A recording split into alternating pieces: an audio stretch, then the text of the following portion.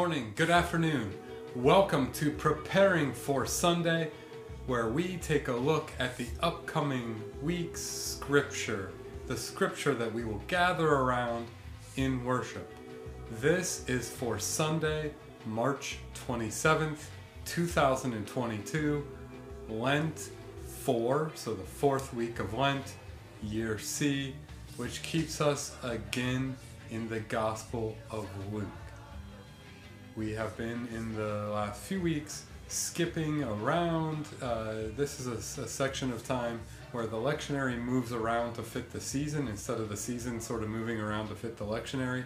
And so we're bouncing around inside of the book of Luke. This week the scripture is from the 15th chapter of Luke. It's verses 11 through 32.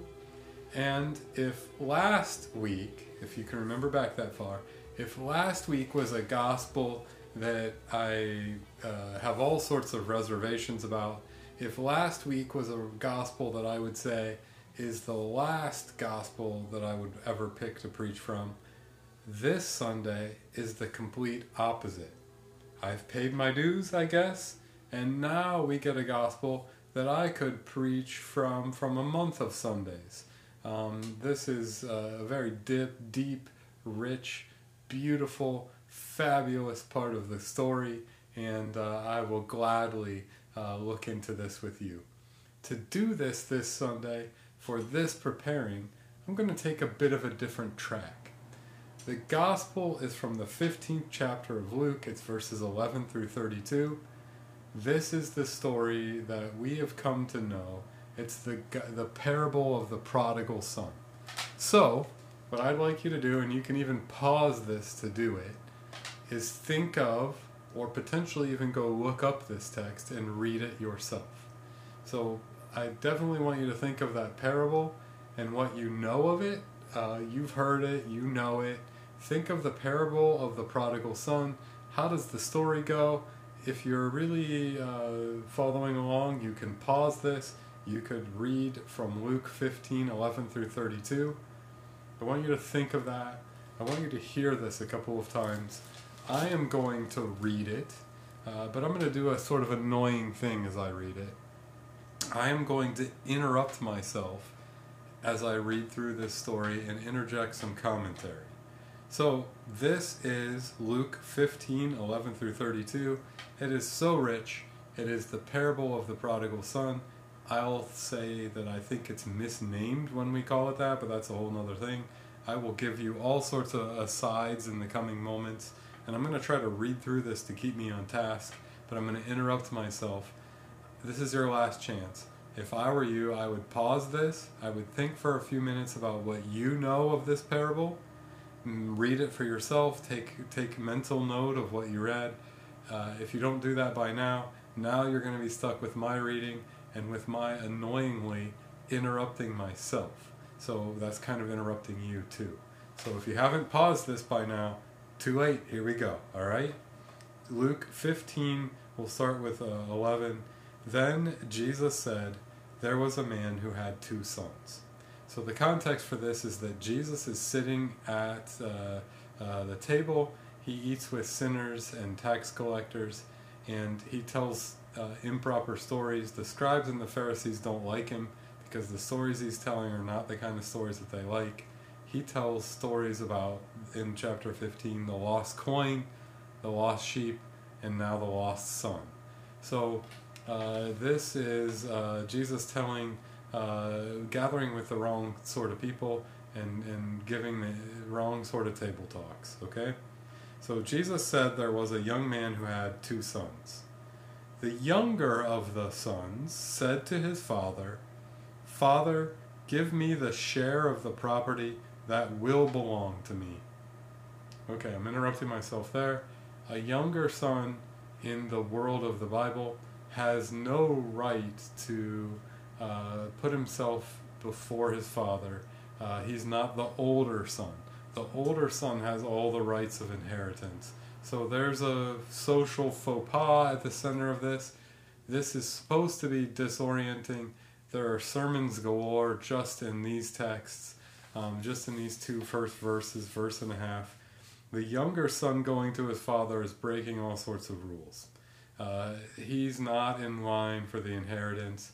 And then we're going to get an even deeper part here in verse 12. He says, "Father, give me the share of the property that will belong to me." He's saying to his dad, "Drop dead, give me my inheritance now." This is death number one in this text. This is the parable of the lost son. Dad, you might as well be dead. I want my inheritance. A younger son has no business jumping in line. The older son gets the right to this first. So this is all sorts of messed up stuff. And so it's supposed to be disorienting. I don't know if you know that I do this to you. I attempt to do this to you. Instead of saying it to you every Sunday, I attempt to do it to you. There's talking and there's doing. There's both overlapping. But each Sunday, my hope is that you're called by the Holy Spirit into worship, and we read the gospel, and I enact upon you the disorientation that the parables start with. I hated last week's text. I love this. And if I was to point to any place that's like, well, I try to do that all the time, it's when the younger son, he's not supposed to do this, he's jumping out of line, looks at his dad and says, "I wish you were dead. You might as well be dead. Give me my money." That's disorienting. That's different than what you expect to hear. And I try to do that on Sunday after the gospel, where I will take a few moments and I'll sort of look around, and then I try to lay into a course of action that you didn't see coming. I try to disorient you a little bit. What's he going to do this time, right? Which, by the way, I will try to do that again Sunday. I'm going to try to do a disorienting thing at the start of the sermon Sunday, so we'll see how successful I am. The dad, of course, looks at him and says, "Well, son, I'm a dad. I am more responsible." No, there's no reasoning. It says in verse 12, "So dad divided his property between them."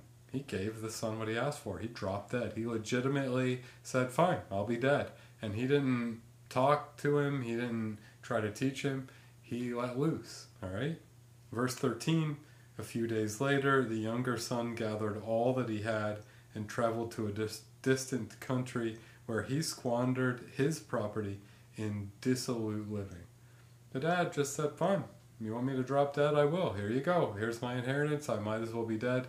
He did not talk through, "Hey, your older brother's supposed to come to me before you do." He broke social customs.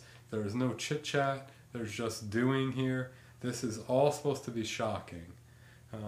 Then you get this coming-of-age story. Do you like to read? Ever watched a TV show or a movie that's a coming-of-age story? This is like the son goes off to a distant country and he turns from a immature person to a mature one. It's a coming-of-age story. So now we're moving out of the shock of the story. There's already been a death. Dad has been told to be dead. That's the shock. And he hasn't argued. He just keeled over and gave his inheritance. And now we get a coming-of-age story. How does the coming-of-age story go? Verse 14, "When the younger son had spent everything, a severe famine took place throughout that country, and he began to be in need." Dad could have tried to teach him this, but Dad said, "Fine, you want me to be dead? I will." Now you're going to experience firsthand what it's like to have to be responsible. This story of the lost son, when it's told to us, is a story about one thing or another. I remember a professor talking about this story and teaching for a time in Africa, and how they hear this story differently there.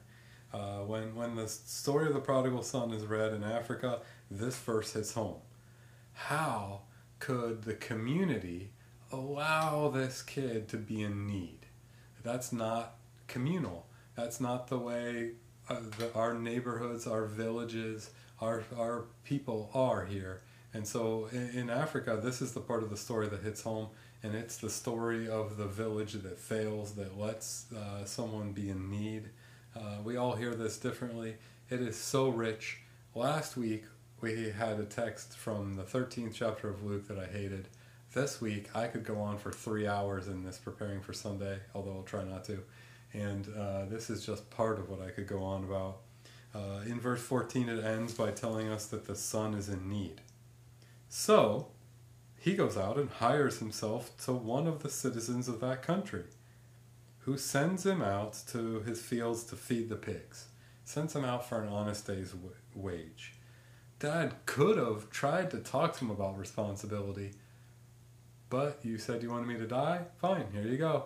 I'm going to throw you into the deep end of the pool, and you're going to experience firsthand what it's like to have to be responsible, what it's like to deal with all this. The son, by this point, would have gladly filled himself with the pods that the pigs were eating, and no one gave him anything. The son would have gladly pigged out on the pig's food. Right? This is supposed to be the way that this is coming of age. It's still a little play on words. The son it's going so poorly for him that he would have gladly pigged out on the pig's food. By the way, if Dad would have tried to reason with someone who is so ridiculous, you just came to me and said, out of order, your brother's supposed to be in line first, that you wanted me to die. It's so ridiculous. Would this person have listened if Dad tried to reason? I think the dad knows that he wouldn't have, so he sort of left him to his own devices. And now comes the most important pivot part of this whole story. It's the part to understand this parable you must hear. You absolutely have to hear this part. This is the thesis statement of this parable of the prodigal son, and you've probably never lingered on it. If you paused this video and read this for yourself, you probably didn't linger here.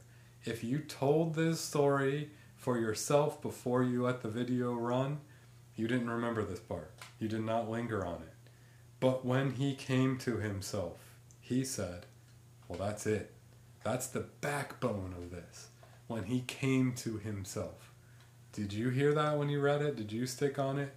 Coming to himself is the understanding that he is dead. This is death number 2. This kid, by his own power, could accomplish nothing. He has come to himself. It has hit home. He is dead. And this is death number 2 in this story. And we don't get anywhere without the death first. So I hope you're having a terrible day. Huh? What did you just say to me? Oh, maybe that disoriented you. I don't hope you're having a good day. I hope you're having a terrible day. What was he talking about? I'm talking about that I hope you know that you can't get to God's resurrection. You can't get to God's good things for you until you're dead to your own wherewithal and your own ability. And that's what this story is about. The punchline here is when he came to himself, when he realized that he was dead. Now listen to the maturity.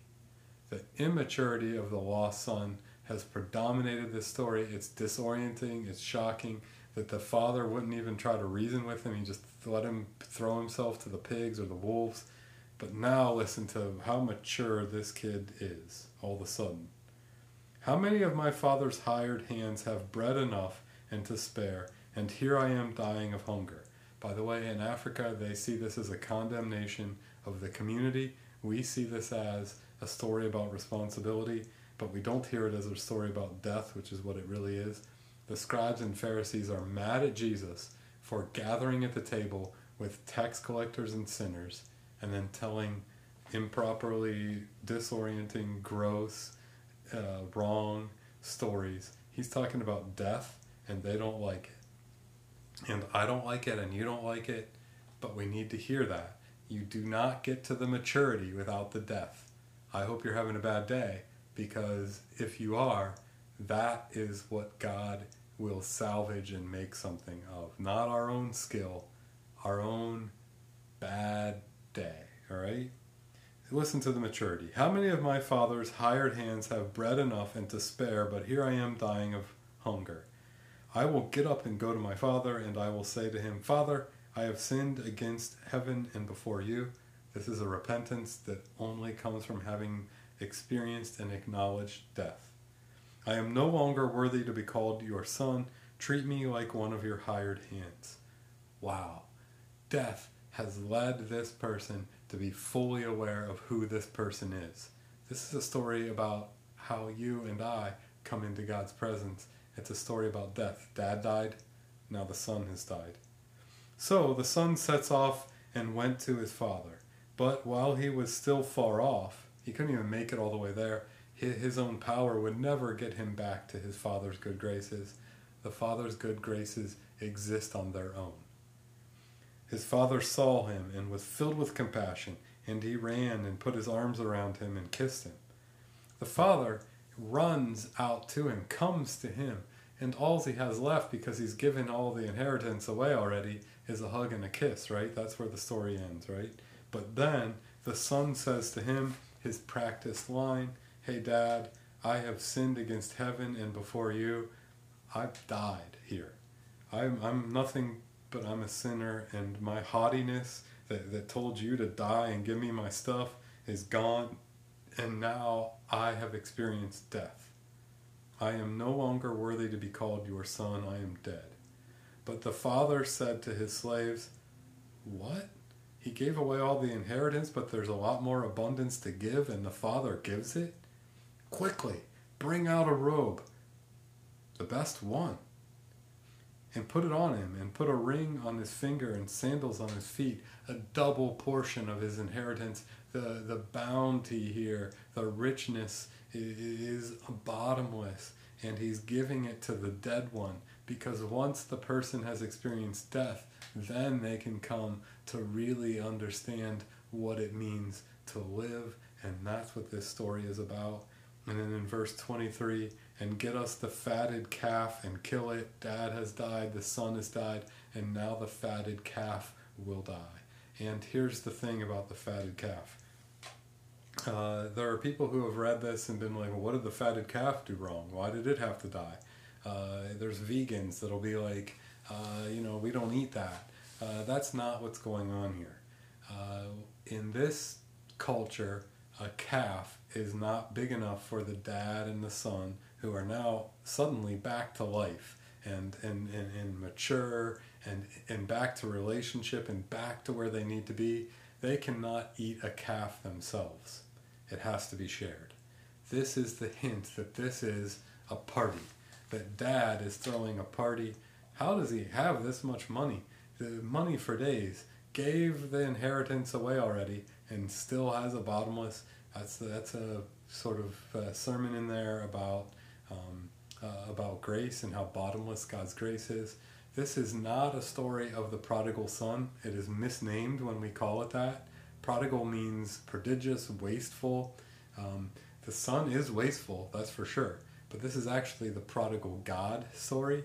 It's the story of the father who's wasteful and whose waste of grace and love just won't quit. The grace and love is there throughout the story.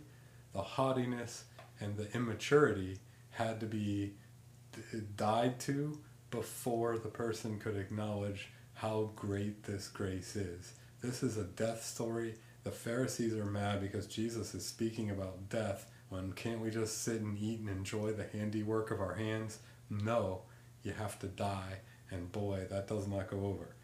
So, it says here in verse 23, "Get the fatted calf and kill it," death number 3, "and let us eat and celebrate. For this son of mine was dead and is alive again. He was lost and is found." And they began to celebrate. That right there tells you that this is a story of death and life. It's the question of whether we will die to all of the wants and all of the control and all of the stuff we try to do. If we acknowledge death, the party is just beginning. That's when the party starts of our life lived with proper perspective of who God is and who God makes us. And that's where this story concludes, right? You read this, you paused this and read it a few minutes ago, or you thought of how this story works in your own summary, right? And you know that this is where it ends. Well, that's wrong, right? It doesn't end here. It continues. Now his elder son, the one that got skipped over, is going to come up. Remember, he's the one who should have gone to dad and gotten his inheritance first, but he would never. He's too good of a person to ever say, "Drop dead, Dad." The elder son was in the field, and when he came and approached the house, he heard music and dancing. So, the son being in the field means that he has actually been given his inheritance as well. He has now bought the farm. Not dead. He's not dead. That's the problem with this older son. He has not bought the farm. He's bought the farm. So he won't die. He refuses to die, and that's the mistake that this son makes. He wants to live, but he's bought the farm in that he has gotten his inheritance. When the younger son got his, the older got his, and now he's the manager, the runner, the steward. He's the guy who owns the farm, and he's running everything. The fatted calf that was killed was his to manage. That might be why he gets a little bit irked. But remember, he could have killed the fatted calf and had a party at any time. He just is too good. He's too responsible. He's too into his own power to win and work hard and show everybody how put together he is to ever be so irresponsible to throw a party, right? And that's where he's wrong, because he refuses to die. He refuses to face up to death. Dad has died, the son has died, the fatted calf is dead, but all he can talk about is how good, how much of a winner he is, all right? He's heard the music and the dancing. He calls one of the slaves and asks what's going on. This is a great, if the first half of this story is a bad example of how humanity works, it's an example of how loving God is. God just says, you want your inheritance? Fine, live and learn. And there's no back talk, there's no hours of lecturing. Now we get the realistic thing of how, now we get the politics.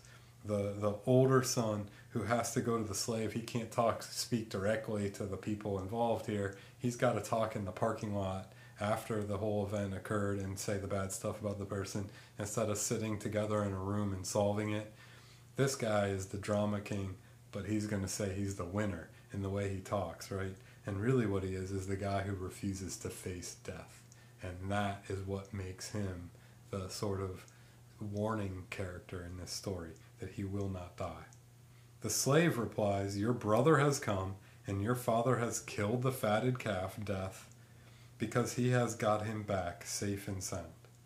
Then the older brother became angry and refused to go in. I'm just too responsible for this. I have my stuff put together, and I'm tired of this irresponsibility. Never mind that I'm invited to the party, I just refuse to let myself enjoy it, right? But God isn't going to leave it at that. His father came out and began to plead with him. Now remember, the younger son never even got the advantage of a pleading. The younger son got what the younger son got. Maybe it's like, thrown to the wolves. This guy's going to get some talk. Maybe it's what he deserves, because this guy loves the politics, and now dad's going to give him the politics. He begins to plead with him. But the son, the older son, answers his father, listen, for all these years, I have been working like a slave for you. Now remember, the younger son knew that that's the status that he deserves. Slave. This guy is like, I would never be a lowly slave. So see, now we have this line in the sand. The younger son has learned, I should have been happy with working like a slave. This guy is fraught with all sorts of anger that he's had to be that level, right? I've been working as a slave for you, and I have never disobeyed your command. Yet you have never given me even a young goat so that I might celebrate with my friends. Lies, lies, lies upon lies. He said, he's like lawyering himself into a corner here.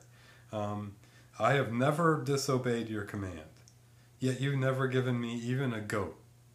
He did. You're the manager of the whole farm.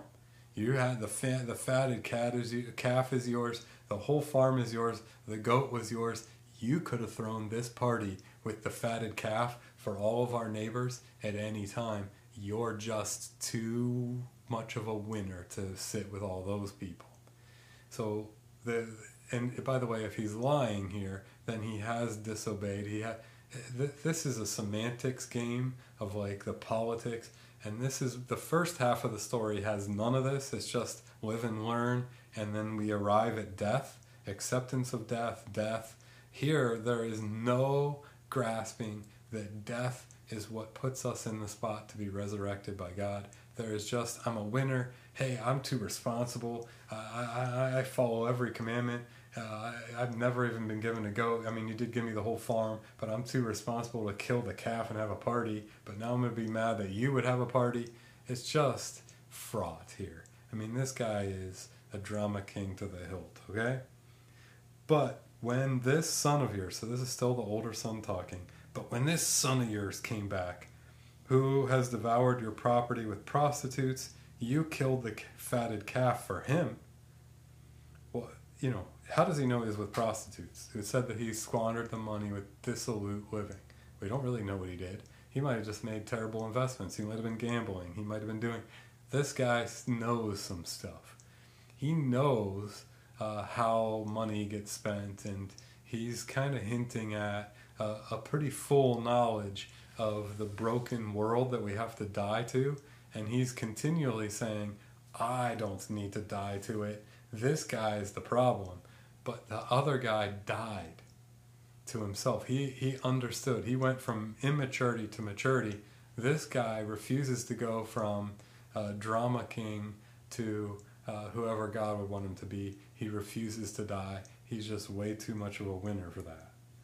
Then the father said to him, Son, you are always with me. You're a winner. You're always alive. And all that is mine is yours. You already got your inheritance from me. But we had to celebrate and rejoice because this brother of yours was dead and has come to life. He was lost and has been found. This is the story of death. Jesus is talking about death and decay and horrible things at dinner. And he's talking about it to the scribes and Pharisees who are winners and refuse to believe that they have to die. And he's talking about it with sinners and tax collectors, with people who know what it feels like to die. I know what it feels like to die because last week I was preaching from the 13th chapter of Luke, and that was a horrible text, and it was like, pay your dues, die to this, don't switch out of it, because better times are ahead. The resurrection is the prodigal son story. You know what it is to die because you, I'm hopeful, have a bad day or a bad month, and something that you can remember is a clear sign that we really can't fix everything ourselves. We're all on the same trajectory, and that trajectory is a diagnosis, an illness, a sudden death. It's going to happen for all of us. Let's die now, because that's where God starts. Where we stop in our death, God starts in God's gift of life. This is about death. It's about my giving up, trying to be such a put-together person and admitting to you that I am not. It is about God's power to offer life instead of our power to pretend like we have life. It asks the question of whether you're ready to die. And where you are ready to give up, be disoriented from what you think you know, and reoriented into who God is, where that happens, you are invited to this great big party, God's party. And it begins here. And this is what the story of the prodigal, wasteful, this God that just keeps wasting is all about. It is the story of who God is, and God is wasteful. God throws around all this grace and all these parties willy-nilly. And it's a story about our options in reacting. Are we the older son who's just too responsible and too much of a winner and points fingers at those other people? I have my stuff put together. What's that guy doing here? Are we that person?